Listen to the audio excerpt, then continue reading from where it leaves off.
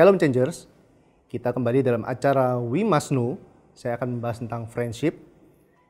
Oke, isu-isu friendship yang mungkin kita sering dengar adalah bagaimana membedakan atau bagaimana mencari seorang teman atau seorang sahabat. Ya, untuk menjadi seorang teman mudah, karena kita bisa bilang, oh ya kita punya banyak kontak di nomor handphone kita, kita punya banyak teman yang selama ini mungkin kita kumpulkan, tapi apakah seorang sahabat bisa jadi sebanyak itu? Belum tentu. Karena menjadi seorang sahabat perlu ada ikatan emosional yang lebih dalam. Itu sudah pasti. Karena berteman kita hanya bisa mungkin hanya salaman. Oke, kita menjadi seorang teman. Tapi menjadi seorang sahabat butuh waktu untuk kita bisa membangun itu dengan hubungan yang lebih dalam sampai akhirnya kita merasa bahwa dia menjadi seorang sahabat.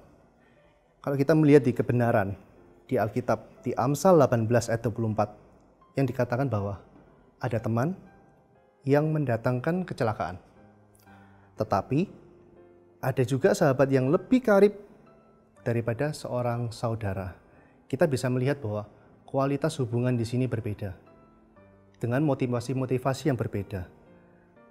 Seorang teman bisa jadi punya motivasi yang buruk, dan bisa juga punya motivasi yang benar. Tapi menjadi seorang sahabat, tidak ada motivasi yang salah. Yang ada benar-benar dia tulus membangun hubungan untuk orang itu dan selalu ke arah yang lebih baik. Oke, saya akan menjelaskan tentang ciri-ciri menjadi seorang sahabat yang baik dan benar. Kita akan melihat di poin yang pertama. Ciri sahabat yang baik dan benar. Yang pertama adalah tidak mencari keuntungan pribadi. Ya. Karena waktu kita mencari keuntungan pribadi, itu bukan seorang sahabat. Karena waktu kita membina hubungan, membangun hubungan sebagai seorang sahabat, tidak ada satupun yang kita inginkan dari orang tersebut. Ya, mungkin bisa jadi ketenaran. Apakah ketenaran bisa menjadikan mencari ketenaran atau mencari uang atau apa? Enggak. Tapi menjadi seorang sahabat lebih dari itu. Bukan hanya sekedar materi, tapi bicara soal hubungan. Oke, yang kedua. Poin yang kedua, menjadi seorang sahabat yang baik dan benar adalah ada take and give. Tidak hanya kita memberi, tapi tidak hanya menerima, tapi kita harus memberi. Nah, memberi seperti apa? Menerima seperti apa? Terkadang kita hanya sempit pemikiran kita, hanya di kisaran materi, di sisi materi. Bagaimana kita memberi uang, memberi materi, enggak. Tapi take and give itu ada lebih dari itu. Bagaimana waktu kita memberikan nasihat, waktu kita ditegur, waktu kita menasihati, dinasihati, bagaimana kita menerima itu. Oke, kalau menjadi seorang teman, apakah belum tentu bisa seperti seorang sahabat? Yang waktu ditegur, dia tidak punya hard feeling, no. Tapi waktu dia menjadi seorang sahabat, waktu dia tegur, dia merasa bahwa karena sahabat tersebut, orang tersebut punya motivasi, punya tujuan yang baik untuk perubahan arah yang lebih baik ke depannya. Oke, itu bicara soal take and give. Yang ketiga bicara soal mau berkorban. Nah, ini poin yang luar biasa karena nggak banyak teman mau berkorban. Itu kita bisa lihat dalam kisah Ayub, di mana Ayub waktu dia kondisinya melimpah, waktu dia berkecukupan, banyak teman-teman datang mungkin. Dia punya banyak teman, mungkin bisa famous ya, kayak saya sekarang ini ya, famous gitu ya. Waktu dia ngajak kemana, oke, banyak teman yang datang. Tapi waktu dia mengalami kondisi yang sebaliknya, waktu memang Tuhan izinkan hal itu terjadi, yang ada adalah teman-temannya menghilang dari dia. Ini membuktikan bahwa orang-orang sekitar Ayub itu tidak punya ketulusan untuk membangun hubungan sebagai seorang sahabat, hanya sebagai seorang teman. Oke, saya mungkin akan memberikan satu kebenaran lagi yang mungkin yang Yesus sudah tunjukkan sendiri, ya, di Yohanes 15 ayat 12. Saya akan bacakan. Inilah perintahku supaya kamu saling mengasihi, seperti aku telah mengasihi kamu. Tidak ada kasih yang lebih besar daripada kasih seorang yang memberikan nyawanya untuk sahabat-sahabatnya. Nah, di sini Yesus mendasari bahwa kita tahu bahwa Yesus adalah sahabat terbaik kita, Bapa kita, di mana waktu dia mengasihi, dia tidak melihat latar belakang kita, dia tidak melihat apa yang mungkin dosa-dosa yang mungkin kita lakukan, tapi Yesus mengasihi kita lebih besar daripada kasih seorang memberikan nyawanya untuk sahabatnya. Di sini kita belajar bahwa Yesus sudah memberikan, dan Yesus sudah memberikan nyawanya bagi kita. Meskipun kita berdosa, kita punya latar belakang yang berbeda, tapi Yesus mau memberikan dirinya buat kita. Itu adalah seorang sahabat yang terbaik yang sudah Yesus contohkan melalui keteladanan Yesus. Mungkin saya juga mau bercerita sedikit ya tentang bagaimana saya juga membina atau membangun hubungan dengan orang-orang di sekeliling, dengan teman-teman, dengan banyak orang, kolega saya. Saya menemukan ada contoh mungkin ya, bagaimana cara membangun hubungan yang salah. Ya, mungkin saya akan balik ke poin yang pertama, bagaimana tidak mencari keuntungan pribadi. Saya punya seorang teman, dia mempunyai mungkin cara membangun hubungan yang salah, persahabatan yang salah, bagaimana dia mencari teman, atau menurut dia mengatakan aku mencari seorang sahabat dengan cara dia mentraktir. Oke, aku traktir kamu jadi temanku ya. Oke, selalu dilakukan itu, bukan hanya ke saya tapi ke beberapa teman-teman saya juga. Nah, itu menurut saya adalah hal yang salah, di mana itu akan jadi satu poin di mana waktu orang bertemu dia akan mencari keuntungan untuk ditraktir.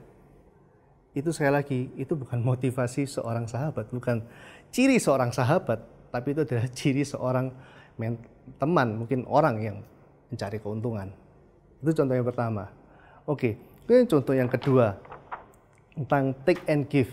Mungkin ini saya banyak belajar di lingkungan komunitas saya, di mana waktu kita membangun sebuah hubungan, pasti akan selalu ada hal-hal yang tidak sama, beda pendapat. Ya, di sisi itu mungkin si A berpendapat A, si B berpendapat yang lain. Tapi di sisi ini bagaimana waktu kita mendengarkan, ya, take and give, waktu kita memberi diri untuk kita mendengarkan.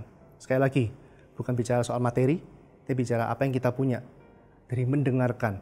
Waktu kita mendengarkan teman kita berkeluh kesah, atau kita dengan bagaimana dia berdiskusi dengan kita, dan bagaimana kita saling memberikan masukan. Waktu saya salah, dia menegur, saya menerima, membuka hati, dan bagaimana waktu dia juga salah, saya juga menegur dia membuka hati.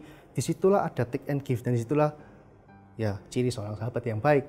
Bagaimana tujuannya adalah, endingnya adalah untuk membawa orang ini mempunyai ke depan adalah sikap dan hasil tujuan yang baik. Oke, dan mau berkorban. Ya mungkin ini yang juga saya sering alami dalam kehidupan saya selama berteman, di mana berkorban banyak waktu. Bagaimana waktu saya pernah satu kondisi punya teman, dia sudah punya anak, terus anak itu mengalami satu sakit yang luar biasa, dan waktu itu saya masih posisi di luar kota, sudah menuju ke Surabaya. Jam 8 malam saya ingat, jam 8 malam ada teman saya telepon saya. Saya tahu orang ini dalam kondisi yang berkekurangan. Terus teman saya telepon saya, bilang, oh aku butuh untuk ke rumah sakit karena anak saya sakit dan harus segera ke rumah sakit karena kondisi anaknya sudah membiru. Ya, secara manusia saya merasa saya capek. Karena saya dari kerja luar kota, saya nyetir sendirian, sudah dari 3 hari yang lalu saya keliling. Dan secara manusia saya ngerasa bahwa kalau saya ikuti kedagingan saya ngomong enggak, saya enggak mau. Tapi ada dalam hati kecil saya, Tuhan kasih mungkin sedikit ya, kayak percikan kasih mungkin ya. Itu yang membuat saya akhirnya melepaskan semua penat saya, melepaskan semua kecapean saya, dan saya langsung sampai Surabaya, saya langsung samperin dia, datengin ke rumahnya, saya bareng-bareng cari rumah sakit yang bisa terima. Dan saya ingat waktu saya sampai di rumah sakit itu sekitar jam 10:30 sampai jam 11. Tapi di situ aku belajar satu hal bahwa yaitu menjadi seorang sahabat yang baik, kita harus bisa belajar juga untuk melepaskan kasih. Yang mungkin kata-katanya mudah dikatakan, tapi susah dipraktekkan, karena itu kita butuh Tuhan. Ya mungkin, bukan mungkin ya, saya akan kasih satu lagi kebenaran ya. Di firman-Nya dikatakan di Amsal 17 ayat 7. Seorang sahabat menaruh kasih setiap waktu dan menjadi seorang saudara dalam kesukaran. Ya, seorang sahabat yang baik, sekali lagi saya mengingatkan bahwa seorang sahabat juga tidak dilahirkan dalam kondisi yang senang saja, dalam kondisi yang mungkin enak atau berkelimpahan, tapi percayalah bahwa seorang sahabat juga dilahirkan dalam kondisi-kondisi sukar sekalipun. Dan kita percaya bahwa Yesus pun juga melakukan seperti itu. Yesus mati atas kayu salib buat kita. Itu adalah satu hal yang menurut saya pengorbanan Yesus yang paling absolut yang harus juga kita pelajari. Oke, mungkin ini dari saya sekedar nilai-nilai yang mungkin bisa saya bagikan, yang bisa saya sharekan kepada kalian, supaya kalian juga bisa belajar mungkin memperbaiki nilai-nilai yang salah selama ini tentang seorang sahabat. Oke, terima kasih atas setiap perhatiannya. Jangan lupa untuk like, jangan lupa untuk subscribe, komen, dan loncengnya untuk kalian bisa menyaksikan video-video kita yang berikutnya. Terima kasih, Tuhan Yesus memberkati.